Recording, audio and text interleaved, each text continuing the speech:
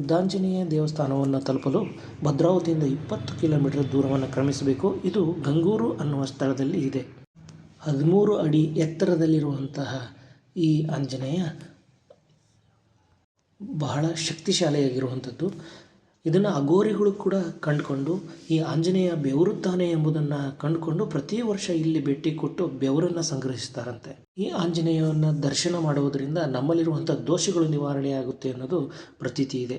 ಮಕ್ಕಳಾಗೋದಕ್ಕೆ, ಮದುವೆ ಆಗೋದಕ್ಕೆ, ನಿರುದ್ಯೋಗ ಸಮಸ್ಯೆಗಳು ಇದ್ದರೆ ಇಲ್ಲಿ ಹರಕೆಯನ್ನು ಕಟ್ಕೊಂಡ್ರೆ ಅದು ನೆರವೇರುತ್ತೆ ಅನ್ನೋದನ್ನು ಇಲ್ಲಿನ ಜನಸಾಮಾನ್ಯರು ಹೇಳ್ತಾರೆ. ರಾಮಾಯಣ ಕಾಲದ ಸಂದರ್ಭವನ್ನು ಕೂಡ ಈ ಸ್ಥಳ ಹೊಂದಿದ್ದು, ಸಂಜೀವಿನಿ ಪರ್ವತವನ್ನು ಹೊತ್ಕೊಂಡು ಹೋಗುವಾಗ ಆಂಜನೇಯ ಅದನ್ನು ಇಲ್ಲಿಂದನೇ ಎಸೆದಿದ್ದ ಎನ್ನುವುದು ಪ್ರತೀತಿ ಕೂಡ ಇದೆ. ನೀವು ಕೂಡ ಈ ಸ್ಥಳವನ್ನು ಭೇಟಿ ಕೊಟ್ಟು ದೇವರ ಆಶೀರ್ವಾದವನ್ನು ಪಡೀರಿ ಅಂತ ಹೇಳ್ತಾ, ನನ್ನ ಈ ವಿಡಿಯೋ ಇಷ್ಟ ಆಗಿದ್ದರೆ ಲೈಕ್ ಮಾಡಿ, ನನ್ನ ವಿತ್ ಶಿವಾನಂದ್ ಚಾನಲ್ನ ಸಬ್ಸ್ಕ್ರೈಬ್ ಮಾಡಿ ಅಂತ ಹೇಳಿ ನಾಳಿನ ವಿಡಿಯೋದಲ್ಲಿ ಮತ್ತೆ ಸಿಗೋಣ. ನಮಸ್ಕಾರ.